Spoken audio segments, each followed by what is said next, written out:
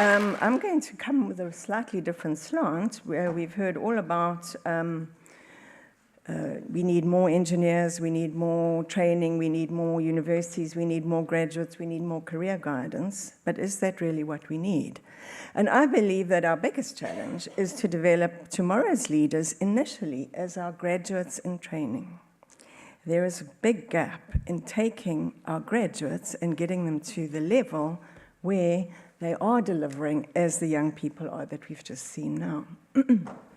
What do we do to develop a leader? They have to start by becoming competent to contribute to production. They have to learn to work in groups, in teams. They must be able to manage people, resources, and so on. And then grow to become those leaders we're dreaming of, the technical managers, the specialists, and the leaders who inspire innovation and take us forward. When we researched the skills gaps and the challenges that we had in South Africa 2 or 3 years ago, because we've got a massive program to roll out something like 3.2 trillion rands worth of infrastructure over the next few years, the question was, do we have the skills, yes or no? And when we analyzed that, what is the process for developing any skill? Obviously, career guidance, we've got to have the right schooling. We've got to go and find those young people. We've got to develop them. There's bursaries. They must get through university or whatever else it is we need them to get through. If we're looking at apprentices, trades people, for instance, they need to have their practical training, apprenticeships, and only finally pass their trade tests. And in the case of professionals, we want them to be developed in the workplace, become competent, become registered, and then eventually grow as those leaders. Where did we find the gap? We found the gap at the workplace. Graduates were not finding work. Because why? We only want to employ experienced people. So if we look at our challenges in Africa, and I couldn't resist it, I'd produced this lovely backdrop for my slides, and then I got the orange one, which was green and white, and I didn't have my elephant, so I've just slipped 2 in here. So what are our challenges in Africa? You've heard them all this morning, I don't have to tell you. It's the shopping list, it's poverty, it's unemployment, it's health problems, it's all of those things. Those are the challenges. The potential in Africa is extraordinary. We've got so much of the world's mineral wealth. We have water, we have arable land, we've got clever young people trying to help with the farming opportunities in South Africa. We have so much potential, tourism, etc., etc. But who's going to address those challenges and use this potential to deliver the services that we need to get our population out of that poverty trap? So I always say to my students when I'm lecturing them, who are we going to call? And they all say, Ghostbusters. And I say, engineers. So that's what we need. We need engineers. And there really is a drive to develop local engineers. Our president from Mauritius this morning was talking about we need local engineers to understand the local need and come up with the local solutions. But for many years, we weren't doing that. And there is a huge drive now to develop our young people in Africa, to retain them. But the big issue is the workplace training. We've increased the number of graduates enormously. In South Africa, they've doubled in the last 10 years. Elsewhere, it's trebled and many times bigger.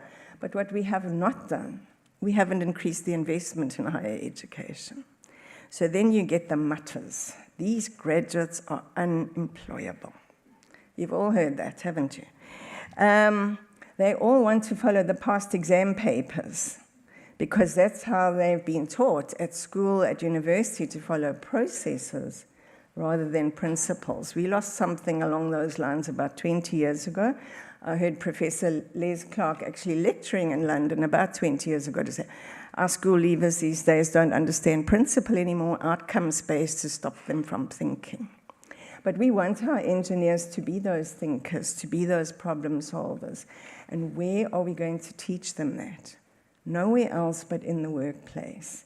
Because there are no other graduates coming to us. It is those ones that are coming through school, coming through university. Yes, fine, we do need to go back and look at school. We do need to go back, as I've heard this morning, and look at what is in the university curricula. How do we teach our students? But for the foreseeable future, the only ones we've got are the ones that are coming out of universities, and we've got to develop them. So what do we have to do for them? We've got to make them understand that they are our problem solvers for tomorrow.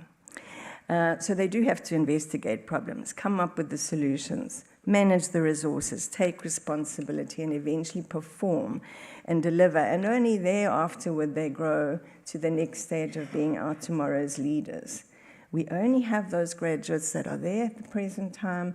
We do have to develop them. When I was the institution president, the first female in the 100-year history of our organization in the year 2000, I had a fascinating day. I went to East London and I spoke to the university there and told them what a wonderful career they'd chosen in engineering. And then I walked through the passages back to my car with the lecturer, and by the time I got to the car, the entire class was standing around the car. I said, well, what else do you need to know? I've been talking to you for an hour and a half.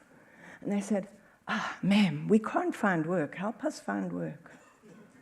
Then I got onto the plane. I flew to Port Elizabeth, had an industry function in the evening, you know, the kind cocktail party, everybody arriving after a day's work, wanted to network and see what business there was out there. And I said to them, how are things going? No, business is fine, but we can't find staff. Now, in the morning, we can't find work. In the evening, we can't find staff. And I thought, well, I've got to work this out. It only took a few weeks of research. What is the problem? We don't want to employ anyone without experience. No job, no experience. But you can't get experience without a job. So we've worked really, really hard in South Africa, and we have now said we actually have to it's jumping about. We have to recognize that phase from graduation to registration as a learning pathway. We've gazetted it, it's in our learning regulations, it's in our tender documents, it's in our point system for getting tenders to say, as part of the deal, whatever you do, you must be training graduates to the level of competence where they can take over. It's absolutely critical. And if you look at why, you'll be amazed. These two diagrams represent the civil engineering staff in local government 10 years apart. You can see in 2005, we had still quite a big group of old white males coasting in towards retirement, and we had a lot of young black graduates coming in. 10 years later, you can see the old guys have all gone, mostly. And you can see there's this massive group of young people who need to be trained. This is not unique to South Africa. We know that it's happening elsewhere in Africa. We know that there are gaps and there are shortages. When we talk about a shortage, there's just nobody there.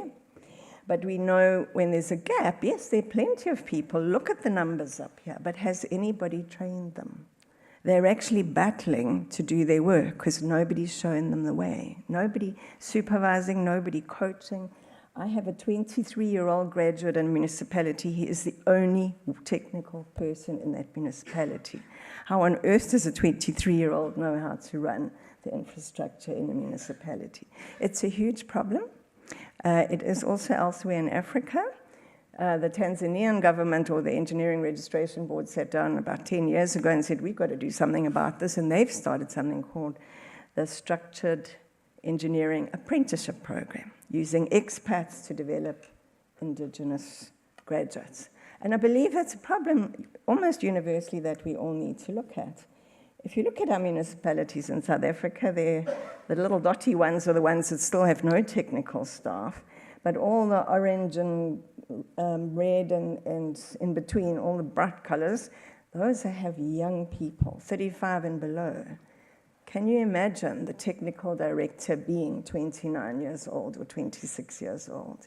We have a huge amount of work to do to develop those young people. So our first challenge to develop our future leaders in local government or wherever is to develop them as competent professionals, and thereafter to grow them in whichever direction they wish to go. Well, this relies on the grey heads in this audience, who are the baby boomers, who are known to be absolutely idealistic, and we do things right, don't we? It's very tough on the youngsters when we tell them that all the time. They get a bit tired of it. And we learn, and we say, oh, I could do it quicker myself, don't we? How on earth are they going to learn? So my appeal to all the older people is, please, can you slow down for a little while? Listen to each of your graduates, see what they don't know and help them work it out. Give them a lot of feedback. Develop strong relationships and a lot of time with them, one-on-one and in group sessions, because groups teach each other. I was very interested to hear yesterday that your leadership training program that you had with all your young people in groups of 4 and 5. Here's the problem, solve it. By the end of the day, we want the answer. 4 or 5 heads together with a bit of direction can do wonders, but they need a little bit of support. And that's what we're trying to get throughout the system. Now, it's interesting, if you go and look at coaching books off the shelf, they have all sorts of things about, you must be the right person, you must sign an agreement, blah, blah, blah, blah, blah. There's a wonderful code published by the Australians. I think it's the only coaching code in the world. It says there's lots to coaching. There's skills coaching. That's what we need to do, teach our young people the technical application in the workplace. But we also need to look at their performance, the ability to improve in management, communication, negotiation. You need to help there too. We need to help them with developmental, themselves as people, understanding ethics, their need to continue growing, the social dimensions, the environmental dimensions, and then there's remedial coaching. They have the wrong attitude, don't they? We do need to work with that in the nicest possible way, of course. To help them grow. And so basically that's what we're really working hard in South Africa. We literally have hundreds of mentors and coaches that we've been putting in as external capacity to grow young people, because there's not enough left in the system to do so. They're not allowed to tell the young people the answers, and young people here don't expect to get the answers from the older people. All we want to do is stimulate you to help you work out the solution and to give you support. So please ask them why, so that they go and think. Please ask them how, so that they solve the problem. Please ask them which, so that they make decisions, because that's what we want them to do for us in the future. Now, this sounds very theoretical, very soft-skilly. How can this woman stand here and say these things? We engineers, we don't do this stuff. Well, we've done this stuff. We've got candidate training understood in South Africa. The number of candidates registered with our engineering council has gone up tremendously in the last few years. And 10 years ago, this was the first group that we worked with.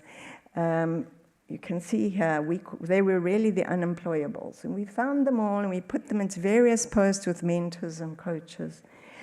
10 years later, they are technical directors of small municipalities, or they're in middle management.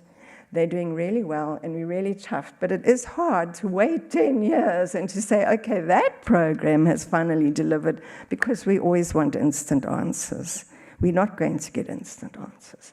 But if we do not start developing those many graduates, they will just be unemployed. And we have a situation at home where we have a phenomenon known as the unemployed graduate, because nobody has time or interest in developing them, and they really are the only ones we've got. So my appeal to you is find all the potential out there, put all the time that you have to develop our new people, because there will be no other leaders for tomorrow. Thank you.